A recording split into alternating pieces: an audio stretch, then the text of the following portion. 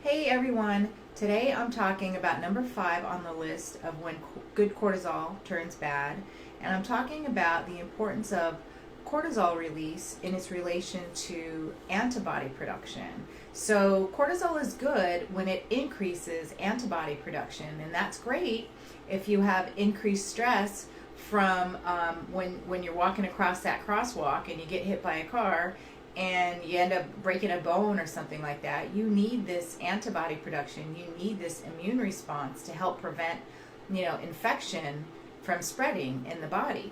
So what happens over a long period of time or from chronic stress and chronic release of cortisol is that you have increased antibody production.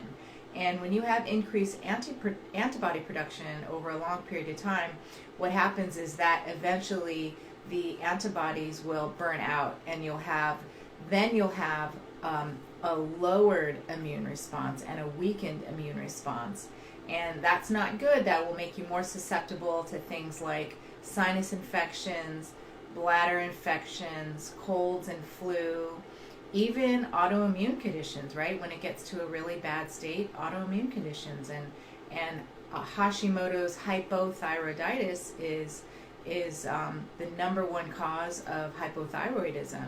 So if that's a category that you fall into, again, this is where stress can be a part of that.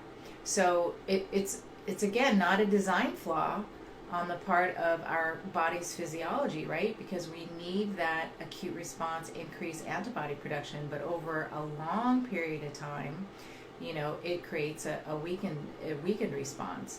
And our body doesn't know the difference between running away, out from getting hit by a car, or waking up at 4:15 in the morning to work, one shift of a job and then doing another shift of a job. It's still the same release of cortisol and our stress response. So the body's doing its job.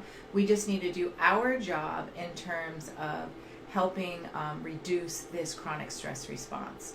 There are ways that you can test for adrenal stress, and there's a salivary, I hadn't told you guys this yet, but there's a salivary test called the adrenal stress test, and I run that here in my office, so we can always check to see how your adrenals are functioning and how that cortisol release is doing. So number 5 on the list, when good cortisol turns bad, is how it affects antibody production.